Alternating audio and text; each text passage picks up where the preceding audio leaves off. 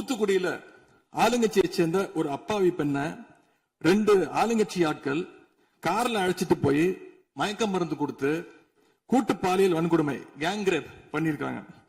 இந்த சம்பவத்தை பத்தி பேசின பாதிக்கப்பட்ட பெண் திருவைகுண்டம் சட்டமன்ற உறுப்பினர் திரு சரவணன் சொல்லிதான் அழைத்து செல்லப்பட்டதாக டிவியில பேட்டி கொடுத்திருக்கிறாங்க.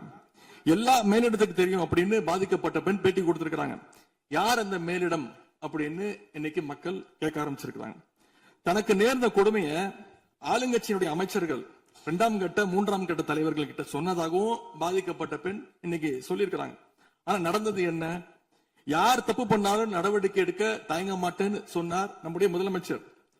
ஆனா இந்த சம்பவத்துல குற்றம் சாட்டப்பட்டுள்ள சட்டமன்ற உறுப்பினர் மேல என்ன நடவடிக்கை எடுத்தாங்கன்னு தெரியல. அதுக்கு மாறா பாதிக்கப்பட்ட பெண்ணை கட்சியிலிருந்து நீக்கி இருக்கீங்க. இதுக்கு பேர் தான் மாற்றமா? இதுக்கு பேர் தான் தூய சக்தியா அப்படின்னு மக்கள் கேட்கிறாங்க. முதலமைச்சர் அவர்களே, மாண்பு பேரவைத் தலைவர் அவர்களே, நம்முடைய முதலமைச்சர் அவர்கள் 6 மாசம் டைம் எடுத்துட்டு வந்து சட்டம் ஒழுங்க நிலைநாட்டுற வரைக்கும் நாங்க காத்துக்கிட்டு இருக்க முடியாது, நாடும் தாங்காது.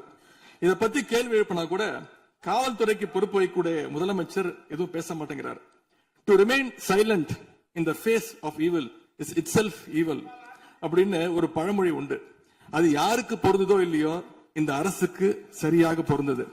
ஆகவே முதல் வேலையா சட்டம் ஒழுங்கை காப்பாற்றுறதுக்கு முக்கியத்துவம் கொடுத்து இந்த அரசு நடவடிக்கை எடுக்கணும்னு கேட்டுக்கொள்கிறேன்.